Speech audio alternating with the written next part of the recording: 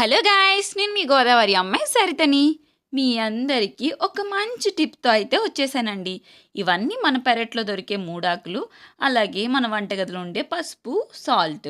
చూస్తున్నారు కదా! ఆ మూడాకులు కూడా అర్థమైనయా? వామాకు, తులసాకు, అలాగే తమలపాకు. ఇవండి. వీటితో ఏం చేస్తామనుకుంటున్నారా? అదేనండి, వాతావరణంలో మార్పు వచ్చి చాలా మందికి దగ్గు, జలుబు అలాగే కఫం కూడా పట్టింది. నాకు కూడా అంతేనండి. సో, మా ఇంట్లో అయితే ఈ చిట్కాని అందరం యూజ్ చేస్తాం. ఇది లాస్ట్ టైం ఒక లాంగ్ వీడియోలో అప్‌లోడ్ చేశాను. మీరు చూసారు. మంచిగా ఆదరించారు. సో, మళ్ళీ ఒకసారి మీకు రిమైండ్ చేయడానికి ఒక చిన్న షార్ట్ వీడియోతో వచ్చేసాను.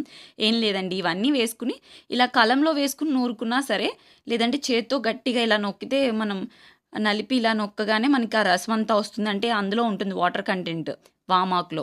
దాని నుంచి ఇలా వచ్చిన తర్వాత దీన్ని ఫిల్టర్ చేసుకోవాలి. ఇలా ఫిల్టర్ చేసుకొని చిన్న పిల్లల దగ్గర నుంచి ముసలి వాళ్ళ వరకు దీన్ని ఎవరైనా తీసుకోవచ్చు. మా హ్యాపీ గడికి కొంచెం కాఫ్